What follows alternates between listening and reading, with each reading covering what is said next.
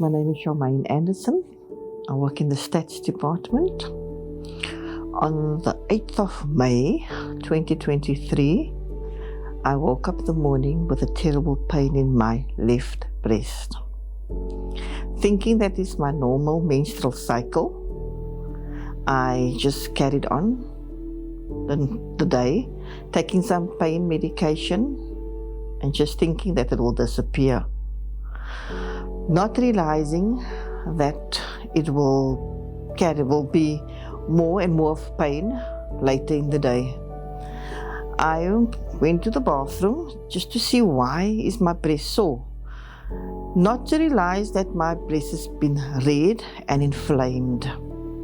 As I know myself, I take anti-inflammatories and I went to have a hot bath, and meaning I'm waking up in the morning. On Tuesday morning, it will be fine. Everything will be back to normal. I came into the office and one of my colleagues asked me, what is wrong? I said, oh, my boob is paining. And as the person would say to me, Charmaine, I think you should go to the doctor. Stuff like this you don't play with. On Wednesday morning, I went to the day hospital at 6:30. While I was standing in the queue, my breast felt like I was starting to breastfeed, that warm contraction sensation. As I was seeing the doctor asked me to undress. I stood there as a nude star, taking all kinds of photographs of me, all different poses.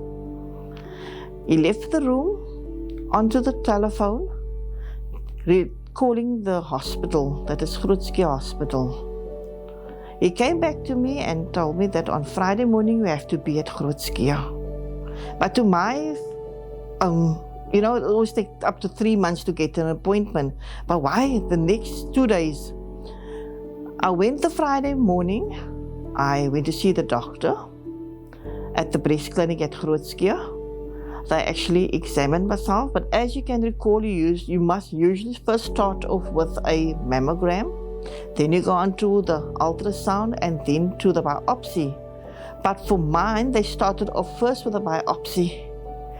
All what I can remember is the doctor telling me, hop onto the bed, turn to your side, put your hand over your head, and what I could hear was the sound of staplers pulling out fluids out of my breast and feeling this liquid and fluid running down on my side. On the 12th of May, I received my results. But before that, I was trying to be a doctor myself and analyze, because it was over the weekend. I was trying to be a doctor by thinking and planning what if and how I'm going to manage, if anything must be.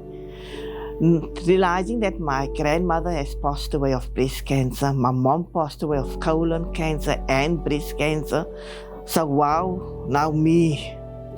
It came as a shock, but also emotional, because now I have to be strong because I have daughters and I've got family and friends that, how I'm going to approach this thing.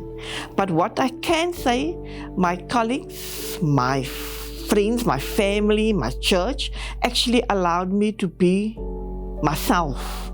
I didn't have to pretend. But I was very free to speak about it.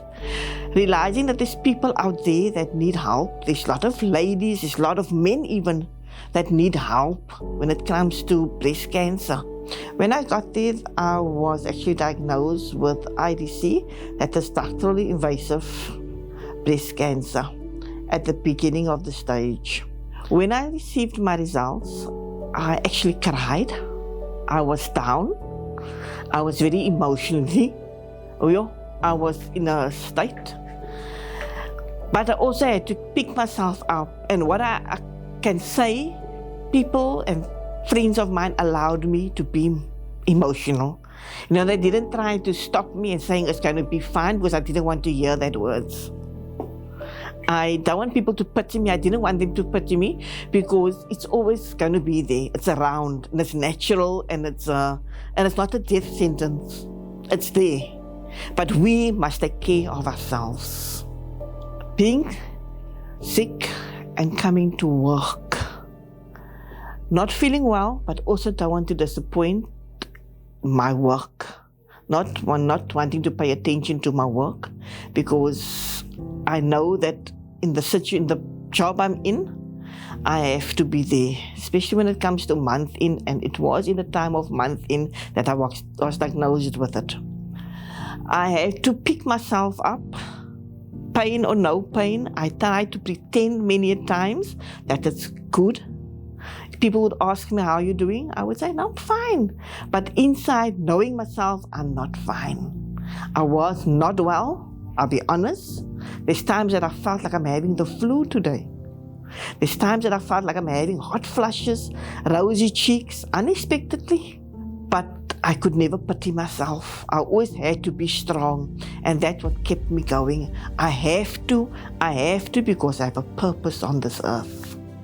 When I had to share the news with my husband by telling what doctor now diagnosed, he was actually very touched, seeing that he is studying at the moment. He's doing his pastoral degree. And here he must go speak the evening to a class, telling them what was the disappointment of the day. That was the topic. He had to tell them about what I was diagnosed with. It actually had a big impact on the family, especially on my son-in-laws, because mommy is not well. How come mommy is not well? My grandkids, they are small, so it wasn't much for them. But Ma, are they going to cut your titty off? That's how they asked about it. My daughters was a bit disturbed. Mommy, who's next? Does it skip a generation? Is it going to be me? Mommy, but we're living a healthy lifestyle. How come? The 23rd of September, I've received a call from the hospital. I received my results to say that my tumor has shrunk, but the doctors is not closing my folder and they're not going to discharge me. It has put me into a question mark, but I'm actually in a better space at the moment, knowing that I'm a survivor, knowing that there is hope, and I am going to heal. It gives a very clear and more fresh atmosphere at home. Seeing there was a lot of negative things, a lot of maybes, if, what if she don't. But what I can say, after my results, to say, yes, you made it. It's given light at home. I have less questions, less wondering or self-pity.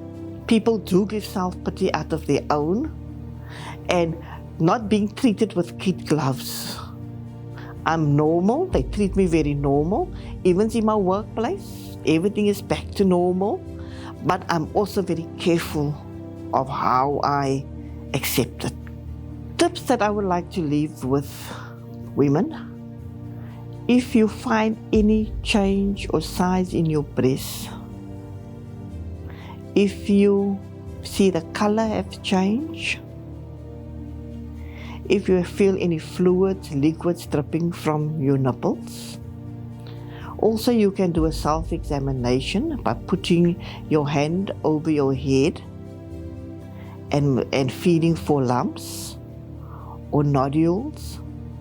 And there's also another one that you can do is by using your fingers, your middle finger and your index finger, and work your way down from the collarbone down into the breast and out under your armpit to the hollow section. That is also the best way to find and to see for any detections.